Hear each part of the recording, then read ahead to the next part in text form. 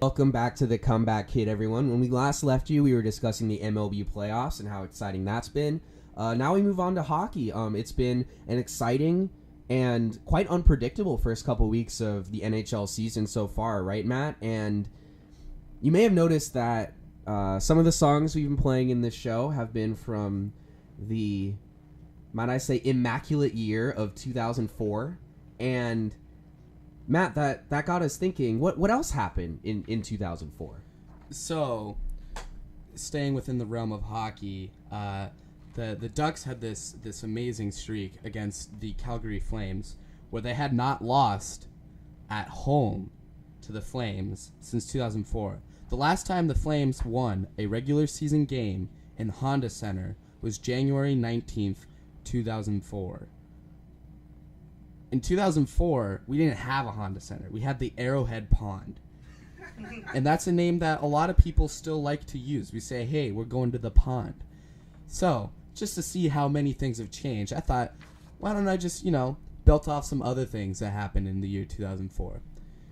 In the year 2004, Bush was president. In the year 2004, a 19-year-old Michael Phelps won 6 gold medals at the Olympic Games in Athens. In the year 2004, the Red Sox broke the 86-year curse of the Bambino. In the year 2004, the Steve Bartman catch from hell was a fresh wound in the minds of Cubs fans. In the year 2004, thefacebook.com was launched out of Harvard University student Mark Zuckerberg's dorm. And on a somber note, in the year 2004, former President Ronald Reagan died. Let's be somber, folks. In the year 2004, the war in Iraq had just begun. In the year 2004... You got deep all of a sudden. I didn't know you were going this way, Matt. It's not like it's on an outline here. Yeah. In the year 2004, Texas native Lance Armstrong won his 6th consecutive Tour de France. It was outstanding at the time, but now it's kind of In the year 2004, Janet Jackson's breast was briefly exposed by teen heartthrob Justin Timberlake.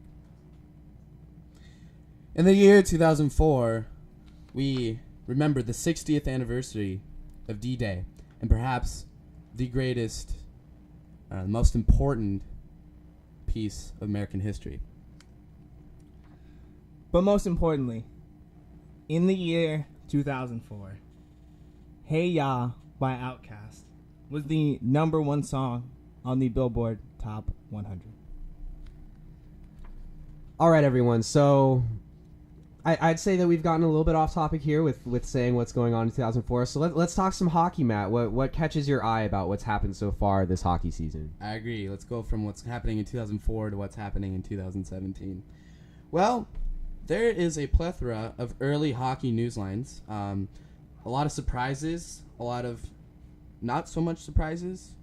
I'll stick with the surprises. So, I have to mention the hot start from the Vegas Golden Knights. I always thought, with the way the expansion draft was structured, that in a salary cap era, that they had a better chance than most expansion teams to compete right out of the gate. And I was right. I'm not afraid to admit that I was right. Oh, yes. Humble. If I'm not the most humble person I know, then I don't know what it means to be humble. It's kind of a dig at Nate. So, what I did not know is that Vegas was going to win their very first game. They are the first expansion team to win their first game in their existence on the road. I don't know if that's a testament to how good Vegas is going to be or how bad the Dallas Stars have been out of the gate. We always thought this offseason that a lot of their problems were fixed, that they were going to look like the Central Division champions that they were from 2 years ago.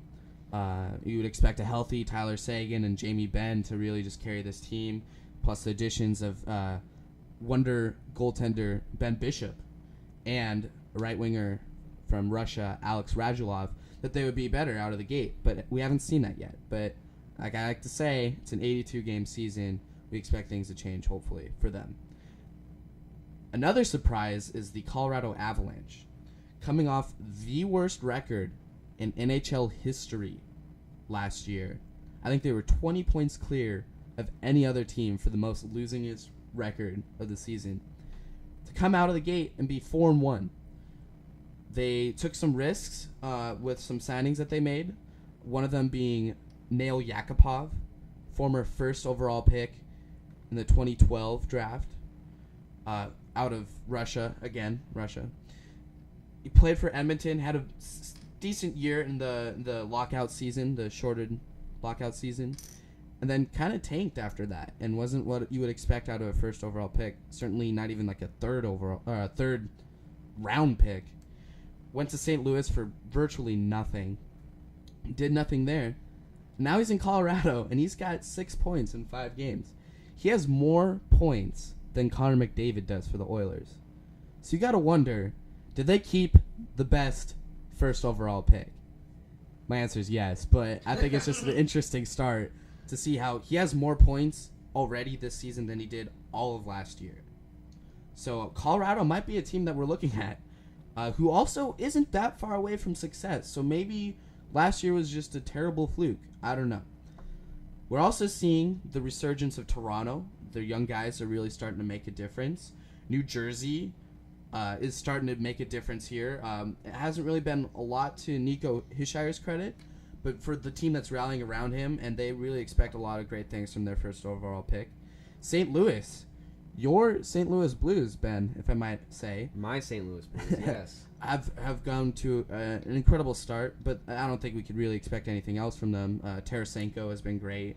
Edmondson has been great. Pietrangelo has been great. Shen has been really great as well. Braden Shen, who I think was a steal before the trade, before the draft. Getting Braden Shen, I think, is a wonderful addition.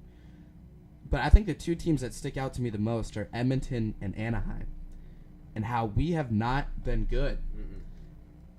I always thought that there wasn't much to worry about, and I did just say it's an 82-game season, and the Ducks have never been good out of the gate. But those first games look promising, and now we're still going to have to do it without Getzlaf. We're still going to have to do it without Eves. They both came back for one game, only to go back onto the injured reserve.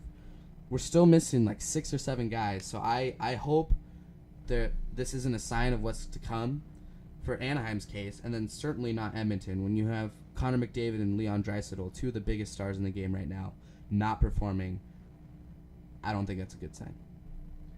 Definitely. Thank you for your thoughts, Matt. It's been a very exciting hockey season so far. This is, for me, and you guys know this, I'm trying to become more of a hockey fan, and what hockey has shown me, it's not only... That 82-game season is brutal. Like, these guys are going through similar, if not more, physical strife than NFL players are, yet 82 games is a lot, and so these guys are undoubtedly some of the greatest athletes I've seen in the world, and it's also an incredibly exciting sport to watch because it can be unpredictable, and we've really seen that in the first week of the hockey season. So... we're starting to run out of time here today on the Comeback Kid. Thank you all for being with us once again. We would like to transition now to our ongoing segment that all of us thoroughly enjoy. We will now let you know this week who rides the bus. This week on Ride the Bus, we have a certain subject who is close to Matt's heart. His name is... Miguel Cabrera. Matt, could you explain to the listener exactly why he is riding the bus this week? Miggy, you're riding the bus this week because you might have to fork out $100,000 a month for child support. Now, that is an exuberant amount of money to raise 2 kids. I mean, these allegations are coming out against you because of someone out of Florida. Like, when was the last time you were in Florida, dude? Anyways, you have a family now. This is not something you want to be seen on the news. That one of these star players in the game, deterring as he is now going to have to potentially pay from what was used to be $6,200 a month to now $100,000 a month in child support. That is $1.2 million a year. 100,000 times 12, 1.2. Who needs that money to raise 2 kids? I mean, was the parent now used to a lavish lifestyle? I don't know, but whatever the situation is, this isn't something that you should be dealing with, Miggy. Need to be more careful. Control what you can control. But most importantly, ride the bus.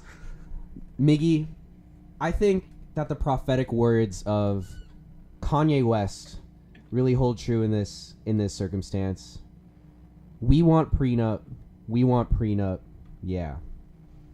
That's all I have to say.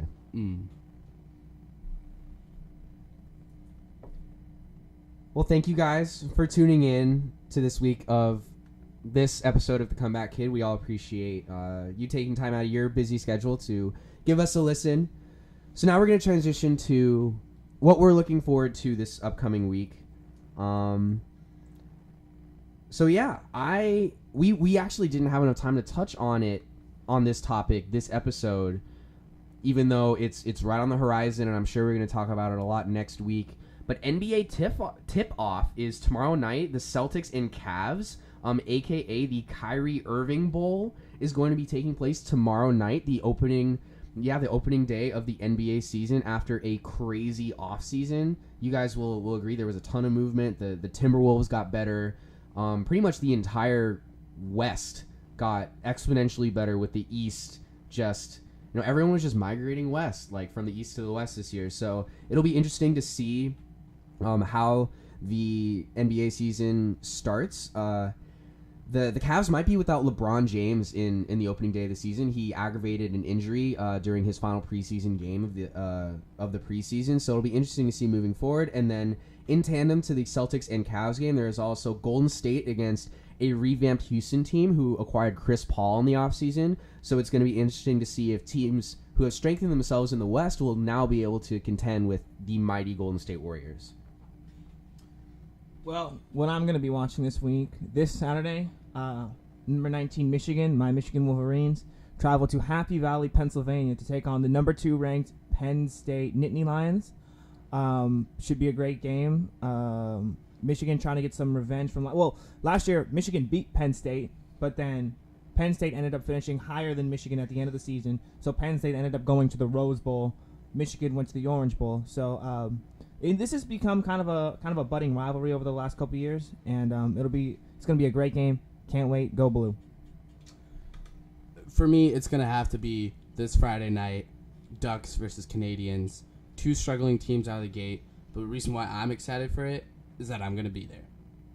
Right on, Matt. So that's it for us today here on The Comeback Kid, because Matt and I really need to get to class. We have class that starts in, 15 minutes? Yeah, so we need to run to the other side of campus and get to that. So with that being said, you guys can listen to the Comeback Kid in a variety of different ways. Check us out at USD Comeback on Twitter and Facebook, or search The Comeback Kid and give us a listen on SoundCloud at soundcloud.com/ComebackKidUSD. And for those of you listening on Facebook, Twitter, or SoundCloud, we broadcast live every single week at 9 a.m. on USD radio station, which can be found on the TuneIn radio app. TuneIn is available on both Apple and Android app stores. Once you download the app, just search USD Radio, favorite that page, and you'll have access to USD Radio wherever you go. And that's it from us, guys. We have 4.5 years to mourn the loss of the United States national team, but I look forward to just going through that with you guys. So have a great day and a great week, everyone. We'll see you next week at 9 a.m.